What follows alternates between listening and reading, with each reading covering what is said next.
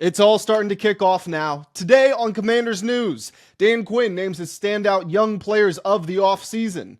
A starting player is carted off with an injury, and Marshon Lattimore speaks on his injury last year and what his health status is like currently. Hello everybody, my name is Grant Mitchell and welcome back to the channel. If you have been here before and you still have not hit that subscribe button, I would encourage you to do so. I'm coming out with daily content, reviewing everything that's going on in the world of the Commanders, talking some headlines, sharing my opinions, but most importantly, asking for yours. That's what we have here. We have a community, we engage, we converse, we debate, and we move forward together. On this video, like I said, we're going to be talking about Noah Brown leaving with an injury, being carted off of practice. Jeremy Reaves gets his extension. Dan Quinn names the highlight young players, and Lattimore talking about where he's at right now. Hit that like button if you're ready to get into this video. And let's start with our first topic, which is unfortunately Noah Brown. Noah Brown had an unfortunate end to last season. He was not able to play for the last month or so. He had an internal injury. I forget the exact diagnosis actually, but internal bruising, internal bleeding. It was something nasty, and he couldn't play at the end of the year. Early in the season when he was playing, even though he got signed really late in the offseason, don't forget about that. I think he got signed might have been even been in the preseason when he got signed.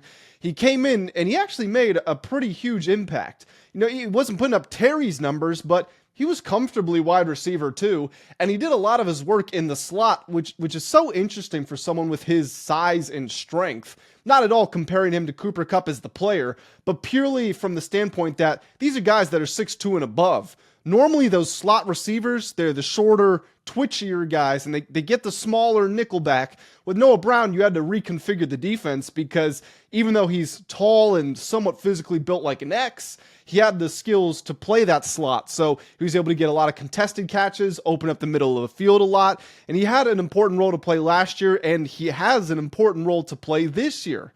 Unfortunately, according to multiple reporters who were at practice, the Commanders were doing 7-on-7. Something happened. Noah Brown went down, clearly injured, walked over to the sideline, and then had to get carted off. Now, I will say, excuse me, my nose itches a little bit. I will say, the fact that he was able to walk over to the sideline has to be somewhat of a good silver lining, I guess is the word I'm looking for here.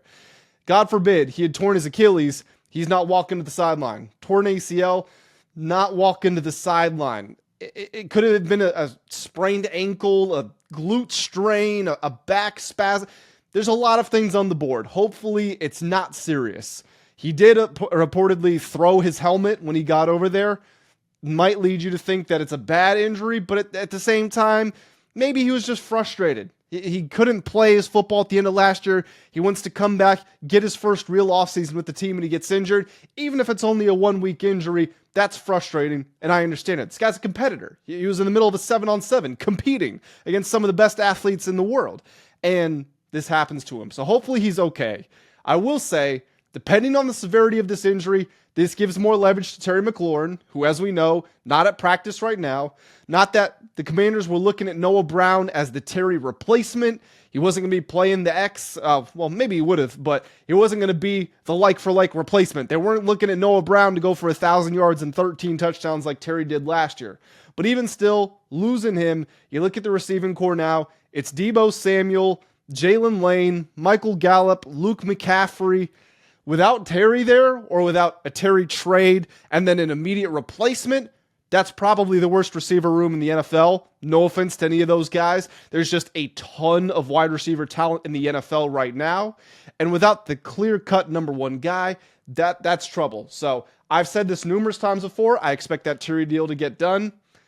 Unfortunately for Noah Brown, this definitely gives Terry some leverage there. A guy who had leverage and exercised it appropriately, Jeremy Reaves. Just a great story. Everybody, I'm sure, remembers that emotional video of when he made his first Pro Bowl. A guy who was formerly undrafted coming out of South Alabama. Well, he just added another year to his contract, signed a 1-year extension, puts him here through the end of 2026, meaning obviously he's got 2 years left with the Commanders at the bare minimum. He will be one of the highest paid special teamers in the NFL.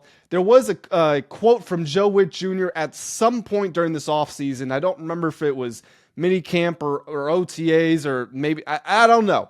But I do remember Joe Witt Jr. saying specifically he needs to find ways to get Jeremy Reaves on the field on defense. He is a safety. He's not just, he doesn't just play special teams and then go home. He plays safety. And it's something that Joe Witt Jr. has said because of his competitive spirit and because of his ability to lead and his instincts and his intangibles, they want to find a way to get him on the field. I don't think that means he's going to be starting. His measurables aren't exactly what you're looking for. Great, Bob Sanders did win Defensive Player of the Year as a 5'9 safety, but still, it's not really what you're looking for. If you're in the lab on a computer and you type up your preferred prototype, you don't get Jeremy Reaves. So maybe it's just a package or two, but maybe we will see Jeremy Reaves on defense more. I don't know, but bottom line, congratulations to him. It's a big deal. If you're making your way through the NFL primarily as just a special teamer, and you're getting big contracts and the team keeps extending you, it shows the value that you bring. So congratulations to Jeremy Reaves. 3 other guys who might be bringing some value to the team, hopefully, as highlighted by Dan Quinn. He was asked about his most impressive young players of the offseason. He named 3 of them. He named Ben Sinnott, the tight end, Percy Butler, the safety, and Jordan McGee, the linebacker. Now, I've got high hopes for all of these guys. Percy Butler, this is going to be his 4th year in the NFL, so we've seen more of him. He was involved in the team certainly more last year than the other 2, McGee and Sinnott, who are both more of unknowns. Sinnott is interesting because, first of all, is he going to be an F? Is he going to be a Y? Is he trying to be somewhat of John Bates? Is he trying to be somewhat of Zach Ertz? Is he trying to be both of them? I can remember when Adam Peters called him on his draft night. He said, "You remind me of 2 guys I was with in San Francisco, George and Juice," talking about George Kittle and Kyle Juszczyk. 2 guys who both can block, but the thing that separated Juszczyk was he could also run and receive as a fullback. George Kittle, one of the best route running tight ends in the entire NFL, also one of the best blocking tight ends in the NFL. So maybe he is an F and maybe he is a Y. Maybe he's going to fluctuate. Maybe they're going to move him around. I don't know, but I have talked about this an awful lot. With, let's just say Terry gets the contract sorted out. You got your running back, whoever it is, B-Rob, Krosky Merritt, Eckler, Mick Nichols, Chris Rodriguez, for all I care, whoever, take your pick. Terry is your X, Debo moving all around the field, Noah Brown or Luke McCaffrey or Jalen or whoever. And then if you have Zach Ertz and Ben Sinnott, if Sinnott is actually a legitimately viable blocker and receiving threat, there's so much of the playbook that's open. You're not going to have one consistent style. It's not going to be bombs away Mahomes to Tyreek Hill. It's not going to be Michael Thomas slant over the middle of the field. It's going to be a whole multitude of things because you can go deep to Terry.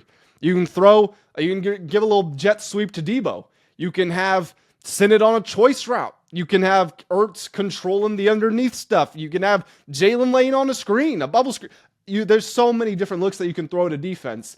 And if you don't have all-world talent, the next thing you want to have is, first of all, confidence, and second of all, variability. You want to be able to throw different looks at them to keep them off the defense off of balance, and that's what Bennett Sinnott in his development could offer you. Jordan McGee, I also did talk about a lot in yesterday's video, so I'm not going to go into it too far, but I think what the Commanders are doing is they're preparing for life after Bobby Wagner and Frankie Louvu, or at least after Bobby Wagner. And what they're doing is they're developing their speed. You look at some of the linebackers they've added over the last 2 years. Dominique Hampton, a converted safety. Jordan McGee, who ran a 4.5 in his 40. And Cade Medrano, who ran a 4.46. Guys that can fly. Guys that can have range. And they can hunt players down outside the numbers or get out to set the edge. Jordan McGee, traditionally a middle linebacker, looks like what he's going to play. So maybe not him setting the edge, but maybe him making those tackles, going sideline to sideline, bouncing around, making sure that he can get there. If he's, by all means, but Joe Witt has said it, Dan Quinn has said it, they've sung his praises, they said they want to get him involved, maybe go to some 3 linebacker looks this season.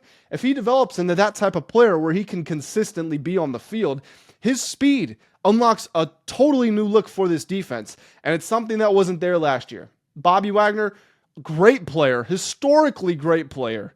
He ran a 4.4 in his combine in 2012. Now that he's 34 years old, the speed's not really there. Still tremendous instincts and fundamentals. Speed's not his asset. Frankie Louvu ran a 4.8 40 at his combine. He's slower than that now. great players.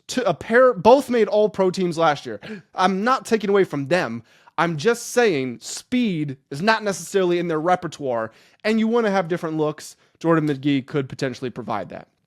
Our final story here, Marshon Lattimore talked about playing through injury last year. He admitted that he was injured, just like we all knew he was. Some weeks better than others, but overall, you could tell the hamstring was bugging him, did not look like himself at all. He said that he was very timid, which as someone who has torn their hamstring before, yes, I did that. It was not pleasant. Used to run track and field, and I tried to relive the glory days. One time after I'd stopped running for a few years, tore the hamstring, running, heard the pop off the bone, ripped it off the meat. It was great. It was a lot of fun. But as someone who's been there, when he says he's timid, I can't possibly imagine. So I know what he was going through last year. He said he felt like he owed it to the Commanders and to the Commanders fans to at least try to be out there. I respect that. I respect him putting his body on the line for people and coaches and fans he just met because he felt like he owed it to them. He said he has more burst, more confidence now. You see him doing one-on-one drills with Mike Sainer still and Trey Amos. I've got high hopes for him because if him and Trey Amos are both playing legitimate press man coverage at a high level, this defense, which we're all worried about, could possibly be one of the top 12 defenses in the NFL. I know we've still got our concerns about edge and some other areas, but I'm just telling you, the way that they are approaching this defense is giving them a way to be aggressive and well-rounded. They don't have the all-pro talent, the top-end guys, the Defensive Player of the Year candidates, but they've got a lot going for them, and that makes me very excited. And I will be covering as we continue to progress through minicamp and the preseason and the regular season and the playoffs and all that great stuff. So please hit that subscribe button if you want to be locked in for more content. Hit the like button if you did enjoy this as well. And jump down to the comment section. Let me know your thoughts on everything and anything I said. I do this for you guys. I do this for the conversations. I will be responding to everybody. But that's going to do it for today's episode. I will catch you all in the next one.